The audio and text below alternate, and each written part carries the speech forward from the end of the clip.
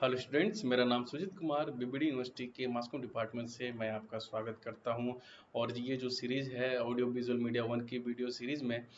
जो आज का हमारा वीडियो है वो वीडियो नंबर 14 है। तो इस वीडियो में हम जानेंगे और इस वीडियो में हम किन्हीं जो हमारे सिलेबस के अंदर में जो दो मॉड्यूल हैं, इस मॉड्यूल को हम यहाँ पे कवर करने वाले brief history of internet world perspective और information age and digital age. ठीक है, इंफॉर्मेशन एज और डिजिटल एज एक ही चीज़ होती है, तो इसके बारे में आज हम इसके बारे में बात करेंगे। तो जो भी चीज़ें हमने पिछली वीडियो में बात की थी इंटरनेट के बारे में, और अपने पास जो कॉन्सेप्ट हैं रेगुलेशन हैं उनके बारे में, और इंटरनेट की जो इंफॉर्मेशन है वो इकोनॉमी के लिए और वर्ल्ड सोसाइटी के लिए कितनी इम्पोर्टेंट होती है, तो इसके बारे में हमने इस पे बात किया था। और जो दूसरा टॉपिक है कि इंटरनेट वर्ल्ड वाइड ऑडियंस के लिए कैसे वो हेल्प करती है, उसमें कौन कौन सी ऐसी चीज़ें हैं और किन्होंने इस चीज़ को इन्वेंट किया था, और कौन कौन सी इशू उनके सामने बन करके आई थी, इसके बारे में हमने बात किया था। और इंटरनेट चैलेंज जो है कॉन्सेप्ट ऑफ मास कम्युनिकेशन है, तो इसके बारे में भी हमने बात किया था। एनटीए क्या है, ठीक, नाइजेरियन टेलीविज़न अथॉरिटी के बारे में बात की थी। और medium of two way communication के बारे में भी बात किया था कि जो टू वे कम्युनिकेशन है वो हमारे लिए और हमारी सोसाइटी के लिए, हमारे आसपास रहने वाले जितने भी लोग हैं उसके लिए कितनी इम्पोर्टेंट ये चीज़ होकर के आई थी। जब सिंगल वे या सिंगल नेटवर्क पे जब ये वर्क करता था तो उसमें और भी कई तरह की दिक्कतें हमारे सामने फेस होती थी, और इसको फुल फ्लेज में होने में क्या क्या चीज़ें इसमें एड ऑन हुई, और बाद में फिर एम्पावरमेंट ऑडियंस जो एक्टिव यूज़र है उनको कितनी प्रॉफिट मिली थी इस चीज़ को लेकर के, तो इसके बारे में भी हमने बात की थी। तो आगे जो आज हम जानेंगे ब्रीफ हिस्ट्री ऑफ इंटरनेट, कि इंटरनेट जो है सबसे पहले वो कहाँ पे यूज हुआ था, उसे हम कहते क्या थे उस वक्त के टाइम तक, वो कितने टाइम तक हमारे बीच में रहा, और कौन सी ऐसी और नई नई टेक्नोलॉजी जो थी इसके अंदर ऐड होती रह गई, और ईमेल क्या होता है, डोमेन क्या होता है, और ठीक है, तो इसके बारे में हम यहाँ पे बात करने वाले हैं। तो सबसे पहले हमारे सामने आता है कि जो ये आर्पनेट है, तो यहाँ पे लिखा हुआ कि ऑन अक्टूबर 4 1967 को सोवियत यूनियन ने इस चीज़ को लॉन्च किया था, फर्स्ट सैटेलाइट कोल्ड स्पंटिंग। और इस जो हमारा नेट था उसमें जो वर्क कर रहा था वो नेट था हमारा आर्पनेट। और आर्पनेट जो है उसकी जो फुल फॉर्म यहाँ पे आप देख रहे होंगे, एडवांस रिसर्च प्रोजेक्ट एजेंसी, ये ARPA की फुल फॉर्म है। ये अक्सर एग्जाम्स में आती हैं ये सारी चीज़ें। और ये कब आया था हमारे पास, 1969 में इस चीज़ को यहाँ पे हमारे सामने इंट्रोड्यूस किया गया था। और ये जो प्रोजेक्ट है ये मिलिट्री सर्विलांस और रिसर्च बेस्ड के लिए ये चीज़ें की गई थी, क्योंकि जब नेट नहीं आया था उस समय इंफॉर्मेशन को एक बेस से दूसरे बेस, या एक एजेंसी जो सिक्योरिटी एजेंसी होती है, जो मिलिट्री के जो और भी जो पार्ट होते हैं वहाँ पे इंफॉर्मेशन देना, चाहे वो किसी भी वो हो, चाहे वो एयरफोर्स हो या जो हमारे बॉर्डर पे जो आर्मीज होती है उसके लिए, या जो हमारी नेवी होती है उसके लिए, तो उसमें सबसे इम्पोर्टेंट चीज़ हमारे आर्पनेट के आने से और उसमें जो भी चेंजेस हमारे सामने आए थे उसके लिए हुआ था। लेकिन जब ये चीज़ें नहीं थी तो उस समय जो क्या होता है कि बीच की जो लिंक होती थी सिक्योरिटी और जो डिफेंस है उसके बीच की लिंक नहीं बनती थी वो अच्छे से, तो उसके लिए क्या होता था, कभी किसी भी तरह की दिक्कत होती थी। लेकिन सेटेलाइट आ जाने के बाद से ये सारी दिक्कतें काफ़ी कम हो गई थी। तो आगे जब हम चलते हैं तो 1967 में जो यूएस है ARPA उस समय आया था, और रिसर्च से रिलेटेड और बहुत सारी चीज़ों में इसने हेल्प किया था। इसमें सबसे अच्छी बात ये हुई थी कि जब ये आर्पनेट आया था तो इसके ट्रायल के लिए क्या हुआ था कि कई यूनिवर्सिटीज़ जो है मिल करके इस पे जो मैसेज है उसको सेंड करते थे, रिसीव करते थे, उसके बारे में भी और हम जानेंगे। लेकिन ये 1969 में जो है कि यूनिवर्सिटी के बीच में ये आया, इसको एक ट्रायल बेसिस पे लाया गया था और इस पे जो मैसेजेस थे उसको वहाँ पे रिसीव करना और रिसीव करने के बाद उसे रीड करना, फिर वापस से उसको रिप्लाई करना, ये सारी चीज़ें आई थी। और 1970 के में आसपास पे हमारे सामने जो बहुत बड़ी दिक्कत होती थी सिंगल चैनल के ऊपर में, सिंगल नेटवर्क चैनल के ऊपर में, तो उस समय टीसीपी और आईपी जब आए तो कई चीज़ें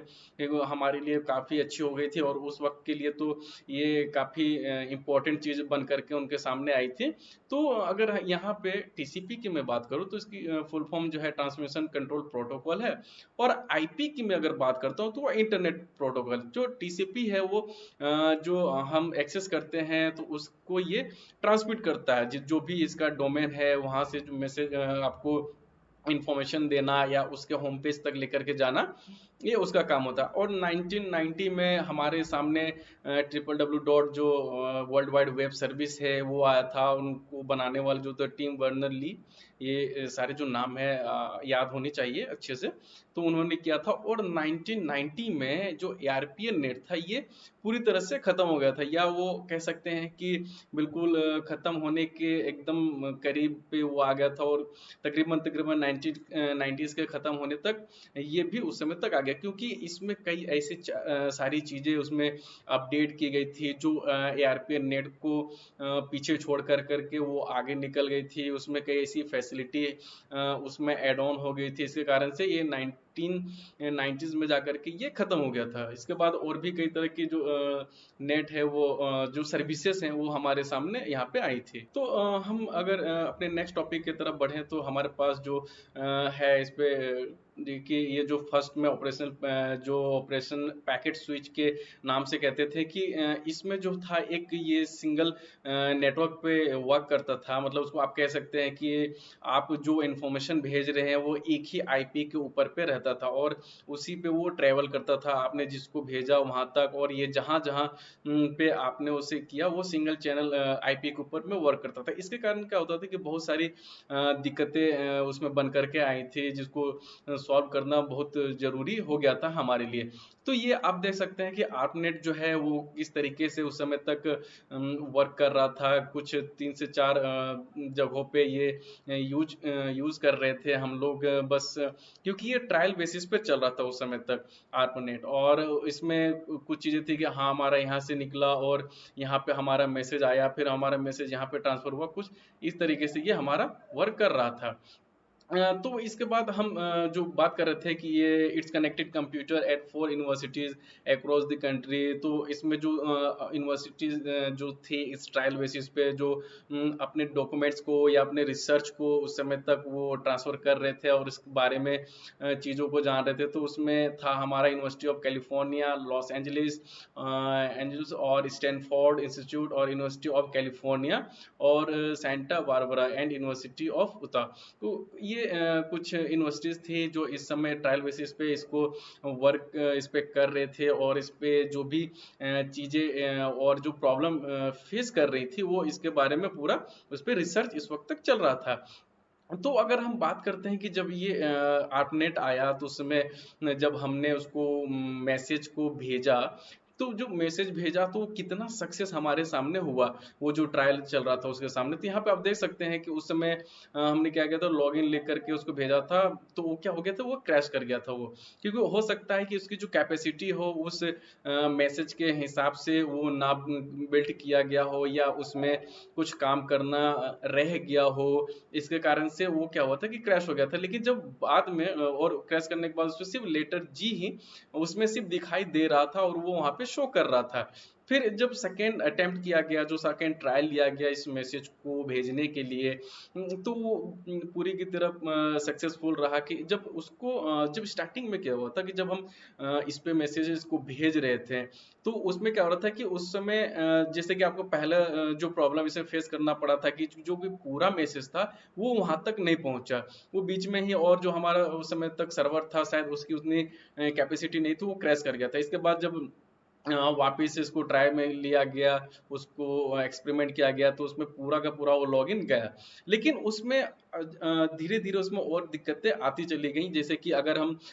उसके साथ अगर मैं इमेज को भेजता हूँ, जैसे कि अभी के टाइम पे आप ईमेल में अटैचमेंट करके चीज़ों को भेज देते हैं, वो पूरी की पूरी बिना क्या क्या कंप्रेस हुए वो अपने मेरे से, अगर मैं यहाँ से मेल कर रहा हूँ और अपने फ्रेंड के पास, तो वो बिल्कुल बिल्कुल आसानी से चला जाता था, वो इस चीज़ को डिकोड कर लेता था जिस फॉर्म में मैंने भेजा और उस फॉर्म में। लेकिन उस समय ये चीज़ें नहीं थी, तो इसके बाद धीरे धीरे उस पर और भी रिसर्च काम स्टार्ट हुआ। इसके बाद इमेज को लेकर के, लिंक को लेकर के चीज़ें आई, वीडियोज आई, साउंड आई, और कई तरह की डॉक्यूमेंट्स फाइल आई, जैसे वर्ड, एक्सेल की तरह की जो चीज़ें थी वो उस पर इजीली एक्सेस होने। उसमें क्या होता था कि जब आप लिंक शेयर करते थे किसी भी वेबसाइट के लिए, या आपको किसी को सजेस्ट करना होता था, तो वो लिंक जो था वो सिर्फ अल्फ़ाबेट्स में ऐसे रहते थे। जैसे कि अभी के टाइम में आप लिंक ऊपर क्लिक करते हैं तो वो ब्राउज़र से एक्सेस होते हुए आपको उस लिंक के होम पेज तक लेकर जाता था। लेकिन उस समय ये दिक्कतें बहुत ज़्यादा थी। तो उसके बाद धीरे-धीरे क्या हुआ कि इन सारी जो प्रॉब्लम थी उसको देखा गया, और देखते-देखते उसमें काफ़ी चेंजेस लाए गए, और आज के टाइम पे हमारा जो ईमेल है वो किस तरीके से काम कर रहा है। अगर मैं ईमेल की बात करता हूँ, तो ईमेल जो है वो 1972 में बायरे जो टॉमिल्सन हैं, उन्होंने कैम्ब्रिज कंप्यूटर साइंटिस्ट थे वहाँ पे, उन्होंने इस चीज़ को बनाया था। क्योंकि अगर कहते हैं कि अगर किसी चीज़ की रिक्वायरमेंट होती है तभी वो बनती है, तो हो सकता है कि उनके वर्क में, रिसर्च के टाइम पे इसकी रिक्वायरमेंट बहुत ज़्यादा हो गई होगी, तो इसके कारण से इस चीज़ को उन्होंने इन्वेंट किया था। तो इसमें और भी बहुत सारी चीज़ें क्या हुई थी कि उसमें धीरे-धीरे ऐड हुई थी, जैसे कि he used at to distinguish between the sender name and network name in the email. मतलब इसका ये मतलब हुआ कि इसका ये मतलब हुआ कि जब आप ईमेल लिखते हैं, सबसे पहले ईमेल की जो हम बात करते हैं, ईमेल होता क्या है, तो इसका बहुत ही एक सिंपल सा डेफिनेशन है हमारे पास कि ये यह एक प्रोसेस है, ठीक है? कि जिसमें कि आप सेंडिंग एंड रिसीविंग करते हैं मैसेज को, आप मैसेज को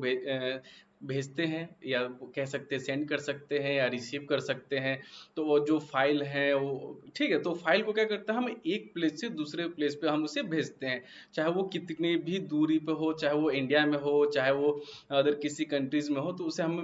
ये नहीं होता कि उसके लिए मुझे कुछ ये चार्जेस वो चार्जेस हमें नहीं देना है। हमारे पास नेट है, इंटरनेट है, और हमारे पास मेल आईडी है, उसमें करके मैं जो ईमेल है मैं उसे बिल्कुल आसानी से भेज सकते हैं। तो इस पे हम सबसे पहले बात करते हैं कि ईमेल एड्रेस है क्या। जैसे कि आप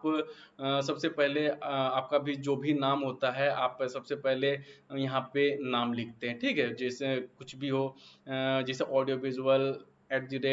@gmail.com, या hotmail.com, या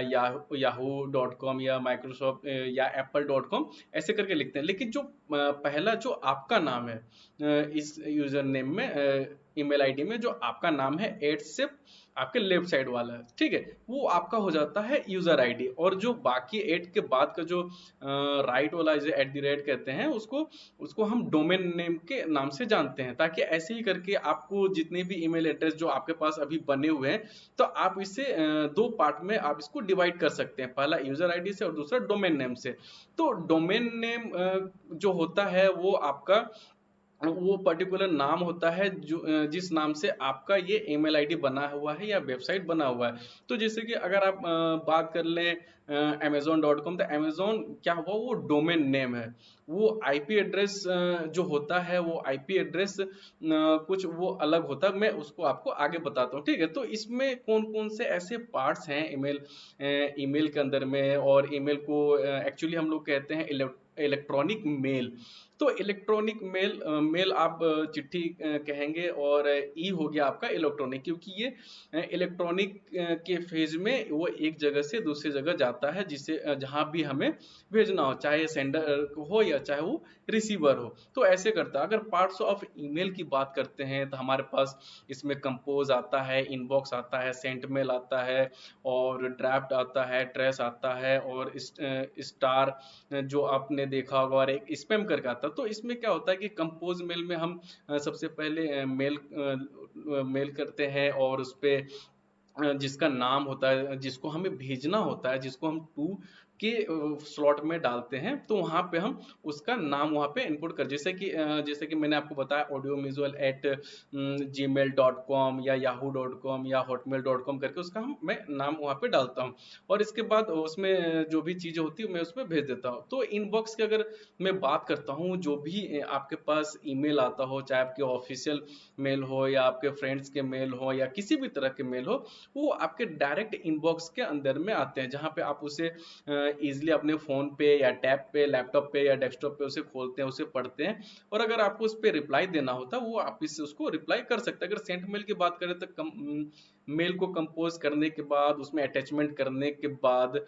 आप उसे जब सेंड करते हैं, तो सेंट मेल का जो आपका बॉक्स होता है, तो सारे जो सेंट मेल है आपको उसी के अंदर में आपको मिलेंगे। कि ऐसा नहीं है कि आपने उस मेल को भेज दिया और इसके बाद मुझे वापस उसको चेक करना हो तो वो मुझे मिल नहीं रहा है, तो ऐसा नहीं होता है। वो आपके सेंट मेल में जा करके वहाँ पे सेव रहता है, तो बाद में भी आप उसको वापस से भेजना हो उसमें कुछ चेंजेस करके, तो आप सेंट मेल में जाएंगे, उसमें जो भी चेंजेस करने हो वापस उसको आप उसको रिप्लाई कर सकते हैं, या वापस से अगर और किसी को भेजना हो उस मेल में चेंज करके, तब उसे आगे नेक्स्ट फॉरवर्ड की तरफ कर सकते हैं।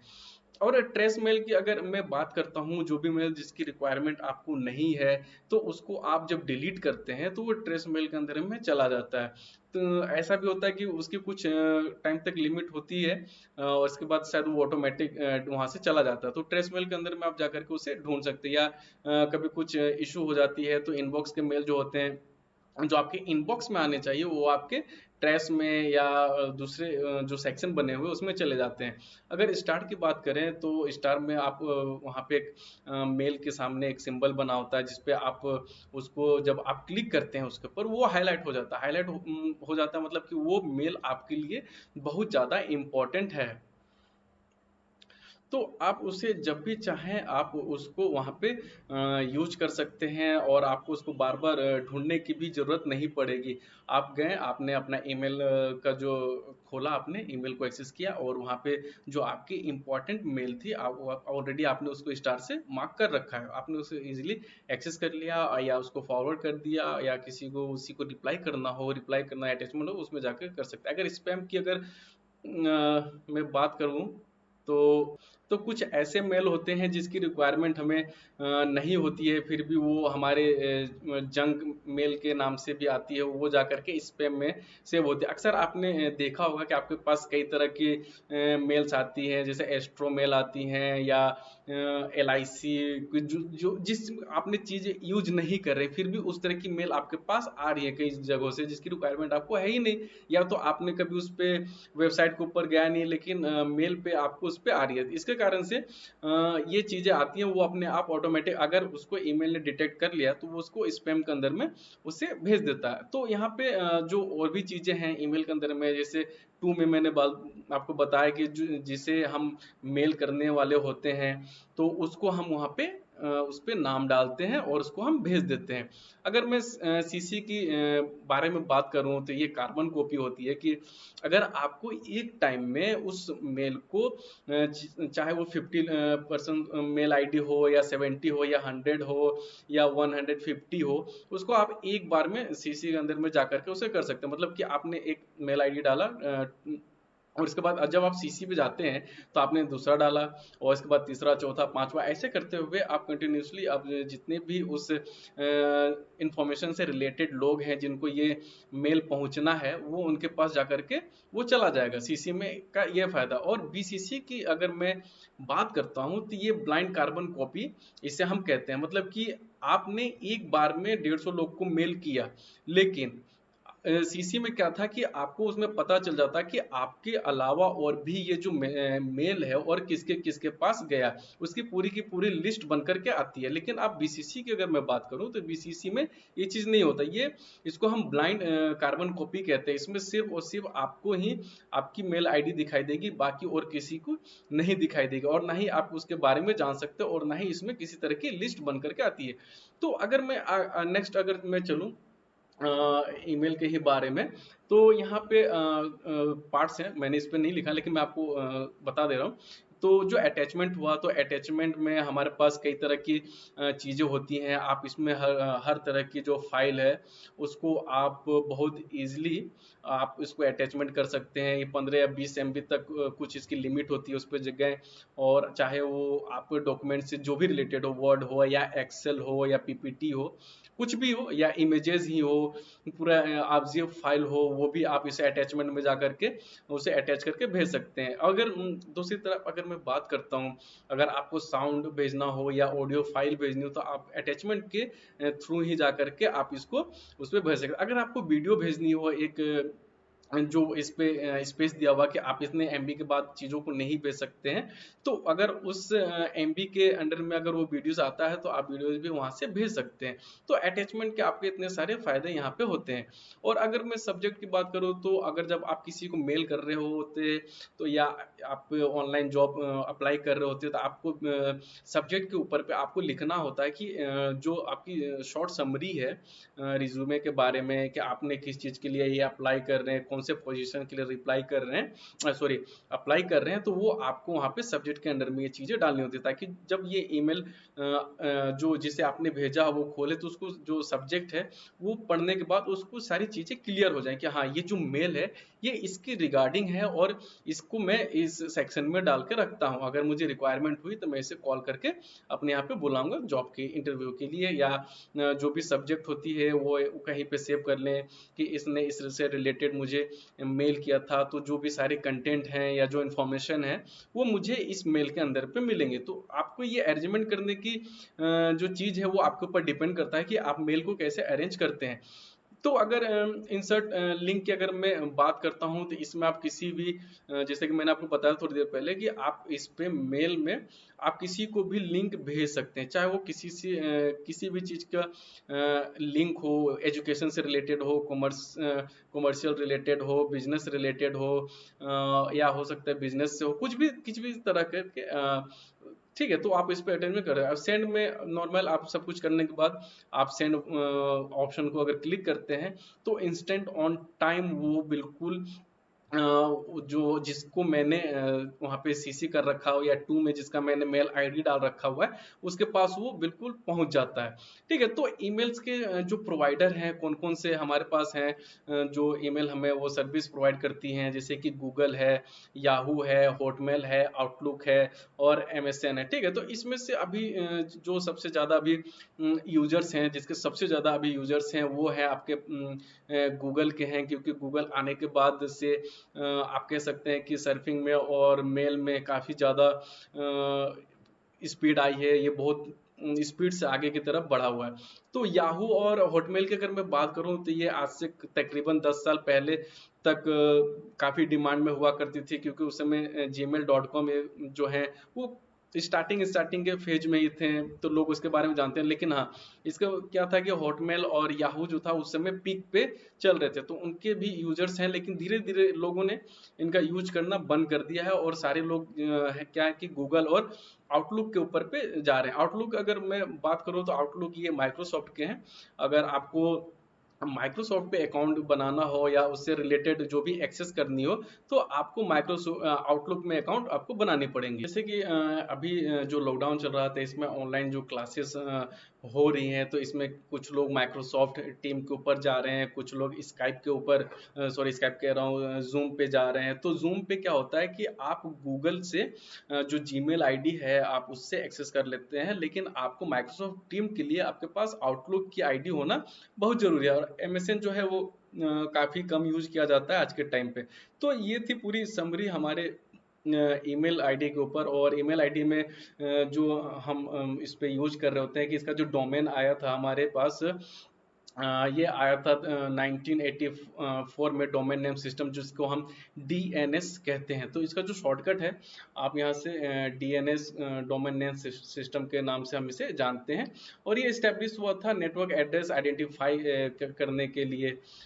ठीक है, तो इसके जो एक्सटेंशंस हैं जैसे कि इसमें आप .com बात कर लें, .org बात कर लें, .edu बात कर लें, .mil बात कर लें, ठीक है। तो यहाँ पे जो सबसे पहली चीज़ है इस चीज़ को स्टार्ट करने से पहले मैं एक बता दूं कि ये जो है हमारा आईपी एड्रेस कुछ इस तरीके से आता है। जब भी आप किसी वेबसाइट के ऊपर जाते हैं और वेबसाइट पर जाने के बाद जब आप उसे डालते हैं तो उसके साथ उसकी आईपी एड्रेस भी वहाँ पे खुल करके आती है। तो आप जब भी कहीं पे चीज़ों को ढूंढते हैं या किसी वेबसाइट को होम पेज पे जाते हैं तो आप डोमेन नेम डालते हैं, ना कि आईपी एड्रेस। क्योंकि आईपी एड्रेस याद रखना आपके लिए पॉसिबल नहीं है। आप अगर आपको 10 वेबसाइट की रिक्वायरमेंट होती है डेली नए वेबसाइट की, तो आप 10 आईपी एड्रेस कहाँ से आप याद कर सकते हैं। आईपी एड्रेस को आप मान सकते हैं कि जैसे कि आज से 10 साल या 15 साल पहले, या जो लोग आज भी, कुछ लोग आज के का तो नहीं पता, लेकिन हाँ जब हम हमारे यहाँ पे लैंडलाइन होता था तो हमारे यहाँ पे जो क्या कहते हैं जिसमें हमने डायरी बना रखा था उस पे हमने नाम और नंबर लिख रखा था।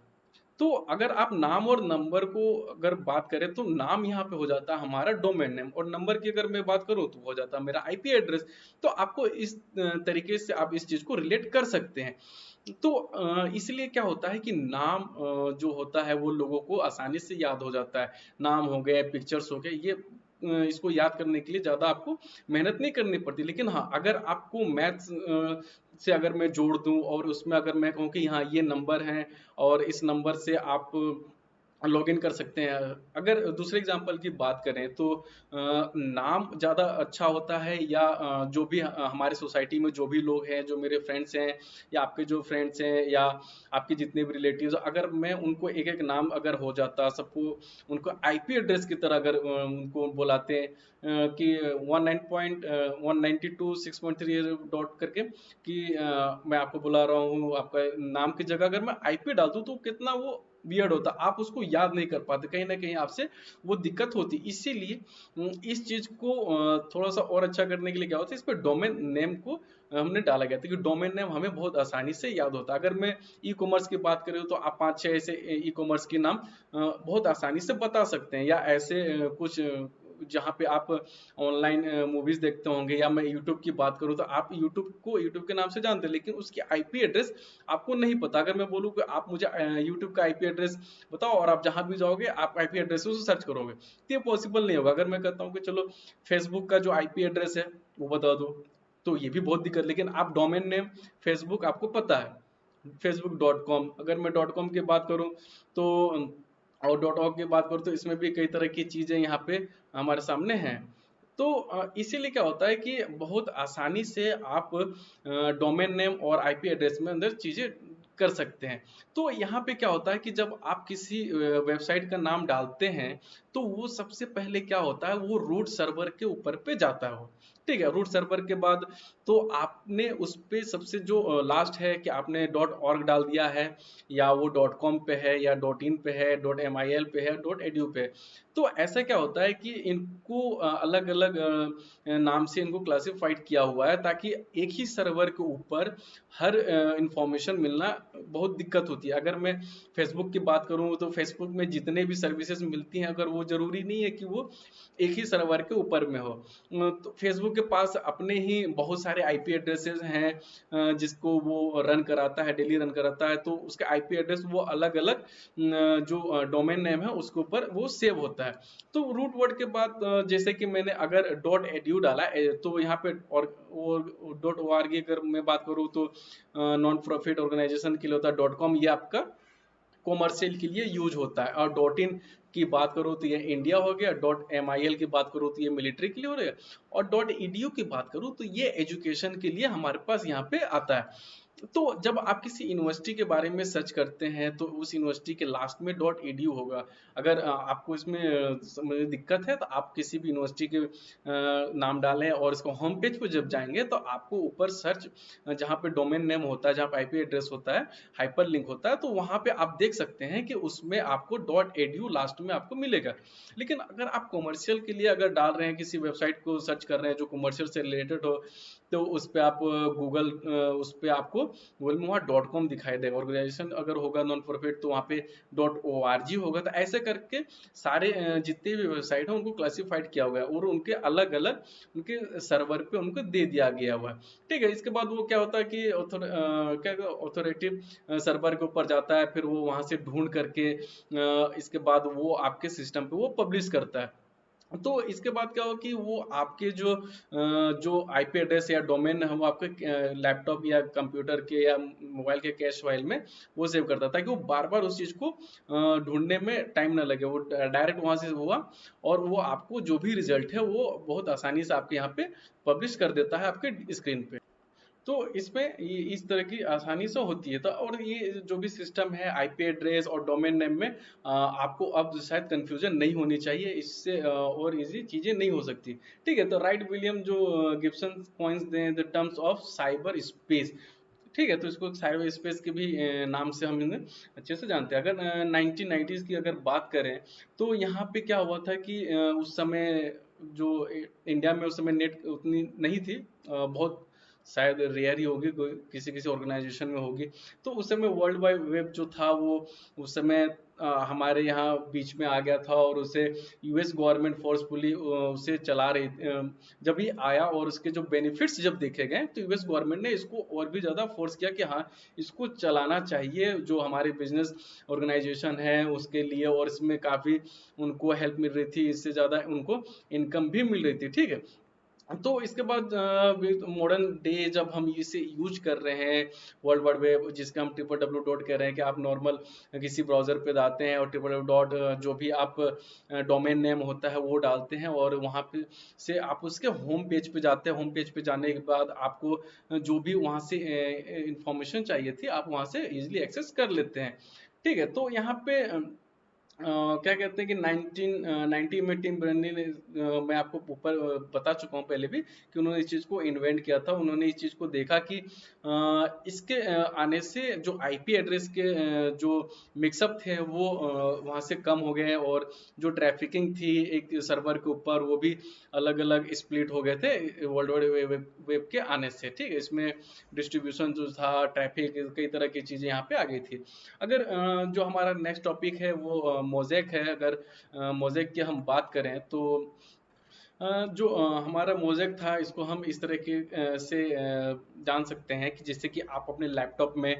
मोज़िला, क्रोम, यूसी ब्राउज़र और ओपेरा और सफारी कई तरह के ब्राउज़र यूज करते हैं, तो मोज़ेक इसी तरह जो फर्स्ट इंटरनेट ब्राउज़र हमारे पास आया था उसका नाम था मोज़ेक। तो ये सबसे पहला ब्राउज़र था जिसको हम यूज कर रहे थे उस टाइम पे। ठीक है, तो ये क्या था, ये जो पहला इंटरनेट वेब ब्राउज़र था ये डोमिनेंट था किस पे, नेविगेशन सिस्टम के लिए और वर्ल्ड वाइड वेब के लिए और जो अकाउंट्स थे उसके लिए, और इसके जो ट्रैफिक थी काफ़ी कम थी क्योंकि उस समय इंटरनेट और वेब ब्राउज़र को यूज़ करने वाले कम थे। लेकिन अभी के टाइम पे अगर मैं बात करूं कि अगर जो हमारा गूगल है उस पर कितने ट्रैफिक है और बात करता हूँ फेसबुक के ऊपर उसके कितने ट्रैफिक है, इसीलिए इस ट्रैफिक को स्प्लिट करने के लिए और जो सर्वर पे जो लोड पड़ता है उसको कम करने के लिए उसके अलग अलग आईपी एड्रेसेस पे उसको डाल दिया गया हुआ है ताकि वो वहां से सेपरेटली अपना वर्क करे और उस पर किसी भी तरह की दिक्कत हमें ना हो। तो मोज़ेक जब आया था 1993 के बीच में तो ये उस समय काफ़ी पॉपुलर हुआ था। लोगों के पास एक चीज़ मिल गई थी कि हाँ हमारे पास इस तरह की एक ब्राउज़र है जो इंटरनेट के ऊपर जाते हैं और जो भी सर्च करनी होती हो हम उस पर सर्च करते हैं और जो भी चीज़ें हमें जैसे कि अगर हम अभी गूगल की अगर मैं बात करता हूँ तो गूगल पे आपको कई तरह के एक्सटेंशन आपको मिल जाएंगे, उसके अंदर की जो सर्विसेज हैं वो मिल जाएंगी, जैसे मैप मिल जाएंगे, कैलेंडर मिल जाएंगे और गूगल क्लासरूम आपको मिल जाती है और कई तरह की तमाम चीज़ें जो हैं हमारे पास यहाँ पे मिल रही होती है। अगर इसके अंदर और भी अगर मैं बात करता हूँ तो गूगल के अंदर में आपको जीमेल भी मिल जाएंगी, कॉन्टैक्ट्स आपके ऑलरेडी वहाँ पे जा करके सेव हो जाते हैं। और जो सबसे इम्पोर्टेंट जो चीज़ और सबसे अच्छी जो चीज़ हमें गूगल की तरफ से जो 15 GB का फ्री स्पेस मिलता है ड्राइव, आपको जो भी डॉक्यूमेंट्स होगी आप वहाँ से मिल जाएंगे। लेकिन मोज़ेक में ऐसा कुछ नहीं था। जब गूगल आया, गूगल के साथ जो भी चीज़ें आई गूगल उनको खरीदता रहा और अपने अंदर उसको अपने अंदर लेता रह गया उसको खरीद करके। लेकिन मोज़ेक जो था सिर्फ और सिर्फ एक बहुत ही लिमिटेड वर्क करने के लिए ब्राउज़र था। लेकिन हाँ, जिसके पास कुछ नहीं है उसके लिए मोज़ेक भी बहुत बड़ी चीज़ हुआ करती थी। ठीक है, तो ऐसे ही अगर मैं फ़ोटोज़ की बात करूँ, शॉपिंग की बात करूँ, अभी गूगल ने बहुत नई चीज़ें इसमें हमारे यहाँ पे इंट्रोड्यूस कर रखा हुआ है, जिसको कि हम कह सकते हैं कि गूगल डॉक, जिसको आप ऑनलाइन आप किसी सभी लोग को भेज करके वहाँ से जो भी डेटा हो आप वहाँ से मंगवा सकते हैं। शीट की बात करूँ, गूगल स्लाइड की बात करूँ, और इसके अंदर बहुत सारी बुक्स हैं जहाँ पे आप उसको खरीद भी सकते हैं और उसके फ्री में भी पढ़ सकते हैं। और ब्लॉगर्स की अगर बात करता हूँ तो वहाँ पे भी आप कर सकते हैं हैंगआउट्स, गूगल अर्थ कलेक्शन और arts and culture, ads, podcast और जैमबोर्ड, इस तरह की कई तरह की तमाम चीज़ें हैं जो गूगल हमें प्रोवाइड हमारे तरफ करवाता है इस तरीके से। तो मोज़ेक तो उस समय के लिए बहुत बड़ी चीज़ हुआ करती थी। ठीक है, तो अगर मैं कंक्लूजन की बात करता हूँ तो यहाँ पे जो डेली लाइफ्स में है उसमें क्या होता है कि जो ब्राउज़र है उस पे हमें कई तरह की सर्विसेज हैं। बस मैं गया और टुडेज न्यूज़ अगर मैं टाइप करता हूँ उस पे इजीली, तो मेरे पास उससे रिलेटेड जितने भी पेज हैं जिनका डोमेन है न्यूज़ से मैच करता हुआ वो आपके सामने वहाँ पे लेकर के रख देगा। लेकिन आपको इसमें से जो भी चाहिए आप उसके लिंक पे जाएंगे, इसको होम पेज पे जाएंगे और वहाँ से जो भी न्यूज़ आपको वहाँ से कलेक्ट करनी होगी आप वहाँ से इजीली कलेक्ट कर लेंगे और इन्फॉर्मेशन को आप ले सकते हैं। तो कम्युनिकेशन टूल पे अगर मैं बात करूँ तो आप ईमेल एड्रेस और जो भी इसमें हैं सोशल मीडिया जो उसको आप यूज कर सकते हैं, बैंकिंग के लिए यूज कर सकते हैं, क्योंकि अब सारी जो बैंकिंग है वो ऑनलाइन बैंकिंग हो चुकी है। और जिन्हें यूज नहीं करना था वो भी इस पैंडेमिक के कारण इसे यूज कर रहे हैं, चाहे वो किसी भी तरह को, क्योंकि इसके लिए आपको बैंक जाने की जरूरत नहीं है। चाहे वो पैसा ट्रांसफर करना हो या रिचार्ज करना हो या चीज़ें कुछ खरीदनी हो, आप सारी की सारी चीज़ें आप ऑनलाइन पे इजीली कर रहे हैं। अगर शॉपिंग करना हो तो उसके लिए भी सबसे अच्छी चीज़ है, इतनी ई कॉमर्स जो साइट्स हैं आप उसके ऊपर जाते हैं और उसके वॉलेट में भी आप पैसा ट्रांसफर कर सकते हैं। आपको बैंक जाने की जरूरत नहीं पड़ती। पहले होता था कि आपको बैंक जाना होता था, एक रिसीप्ट भरनी पड़ती थी और इसके बाद कुछ देर के बाद या काफ़ी घंटों के बाद वो पैसा जा करके उस अकाउंट में जा करके क्रेडिट होता था। लेकिन अब ऐसा नहीं है कि आपने यहाँ पे बटन दबाया और वहाँ पे आपके वॉलेट के अंदर में वो पैसा जा करके क्रेडिट हो गया और आपको जो भी वहाँ से यूज करना हो, जिस तरह के भी यूज करना हो आप वहाँ से यूज कर सकते हैं। और एजुकेशनल और एंटरटेनमेंट मीडियम के लिए तो ये कुछ आगे कहा नहीं जा सकता, क्योंकि आज के टाइम पे सारी एजुकेशन जो वो ई एजुकेशन के अंदर में चेंजेस होते जा रहे हैं। कई सारे ऐसे हैं वेबसाइट्स हैं जो आपको ऑनलाइन एजुकेशन प्रोवाइड करवा रही हैं और वर्क फ्रॉम होम भी यहाँ पे हो रही है। एंटरटेनमेंट मीडिया की बात करूँ तो कई सारे एंटरटेनमेंट के लिए वेबसाइट्स हैं जहाँ पे आप उसको पैसे दे करके उसके एक महीने की 3 महीने की और 1 साल की सब्सक्रिप्शन आप वहाँ से ले लेते हैं और इसके बाद उसको आप अनलिमिटेड उसको यूज कर रहे होते हैं। तो एंटरटेनमेंट के लिए बात करें या एजुकेशन के लिए बात करें तो आपको बहुत सारी इस पे हेल्प मिल रही हैं। तो अगर नेक्स्ट अगर हम बात करें दूसरे टॉपिक की बात करते हैं तो information age and digital age के हमारे सामने यहाँ पे आ जाता है। तो इस पे जो चीज़ें हैं वो जो है कि इंफॉर्मेशन एज है उसको हम क्या कहते हैं और ये डिजिटल एज ये आखिर आने के पीछे रीजन क्या है। तो इंफॉर्मेशन एज अगर हम कह सकते हैं एक तरह का आइडिया है जिसका यूज करके वो हम इंफॉर्मेशन जो इंफॉर्मेशन का जो कंट्रोल है ये वो ह्यूमन सिविलाइजेशन में या इस करेंट एरा की बात करूँ जो कैरेक्टरिस्टिक्स है उसको डिफाइन करता है। ठीक है, उसमें क्या क्या आपको यहाँ से डिफाइन करा इंफॉर्मेशन कैरेक्टरिस्टिक्स जो है उसके उसको आप यहाँ से डिफाइन करता है। इंफॉर्मेशन एज है जिसे हम कंप्यूटर एज भी कहते हैं और डिजिटल एज और न्यू मीडिया एज भी इसे कहते हैं। तो ये सारे एक चीज़ है, आप इसको लेकर के कंफ्यूज ना हो। तो पर्सनल कंप्यूटर के आने से क्या हुआ था कि इसमें इस चीज़ को काफ़ी टाइटली अगर मैं बात करूँ तो उसको पकड़ रखा था। इस पर्सनल कंप्यूटर लोग उसको पर्सनली यूज करते थे, उसके लिए किसी के पास जाने की जरूरत नहीं पड़ जाती। ठीक है, तो इसमें क्या हुआ कि लेकिन जब कंप्यूटर्स की जो हिस्टोरियंस अमेरिकन हैं, मैथमेटिशियन कह सकते हैं, क्लाउड ई शैनन, जो इनके काम के लिए इनके जो स्टार्ट का पता लगाते हैं, जो इसकी जो स्टार्ट हुई थी और उसके बारे में जो उन्होंने रिसर्च किया उसके बारे में कि 32 साल की एज में और बेल लेबोरेटरीज में एक रिसर्च के रूप में हम इसको जानते हैं। शैनन एक लैंडमार्क पेपर पब्लिश किया था, उस समय उन्होंने किया था जिसमें कहा गया कि इंफॉर्मेशन की जो क्वांटिटी के फॉर्म से लोगों को जो जीरो का एक सीरीज के फॉर्म को एनकोड की जाती है, क्योंकि जो चीज़ें वो 0 1 के बीच में कोड होती है डिजिटल में, ये पता होना चाहिए आपको, की जाती है। और फादर्स ऑफ इंफॉर्मेशन थ्योरी जिसके नाम से हम जानते हैं इनको, ठीक है। और शैनन ने दिखाया कि कैसे भी सभी जो इन्फॉर्मेशन है, चाहे मीडिया हो, चाहे टेलीफोन सिग्नल्स हों या मोबाइल सिग्नल्स की अगर मैं बात करूँ उससे लेकर के, या रेडियो की जो वेव्स हैं उसको लेकर के बात करें, टेलीविज़न तक ये जो चीज़ें ट्रांसफ़र हो रही है, जो सिग्नल फ्रेमवर्क जो है उसका यूज करके एरर को बिना ट्रांसमिट किया जा सकता है, क्योंकि हम यहाँ से एरर को हटा सकते हैं और उसको हम इजीली ट्रांसफर। लेकिन 97 की डेकेड्स की अगर तक बात करता हूँ, तो उसमें यूनाइटेड स्टेट्स अमेरिका के डिफेंस डिपार्टमेंट जो है, तो इनके द्वारा क्या था, इंटरनेट का जो एक डेवलपमेंट कह सकते हैं, जो एक दशक के बाद क्या होता है, पर्सनल कंप्यूटर को अपनाने, या जो अगर मैं बात करूँ एडॉप्ट करने के बाद इंफॉर्मेशन या डिजिटल रिवोल्यूशन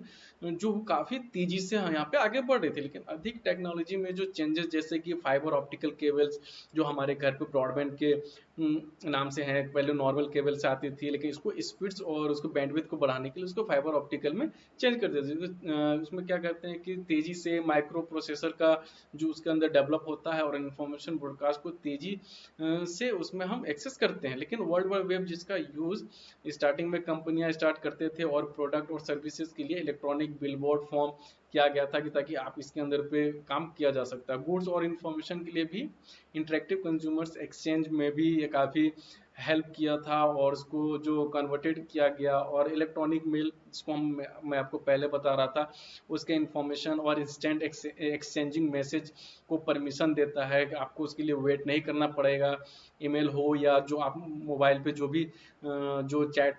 आप करते हैं उसको लेकर के काफ़ी इसमें यूज हुआ था। तो इसमें हुआ कि इंफॉर्मेशन के डिजिटाइजेशन ने एक ट्रेडिशनल मीडिया के जो बिजनेस थे, जैसे कि बुक पब्लिशिंग, म्यूजिक इंडस्ट्री, और रिसेंट में ही जो टेलीविजन केबल नेटवर्क पे जो काफ़ी बुरा इम्पैक्ट डाला था इस चीज़ के ऊपर, जब न्यू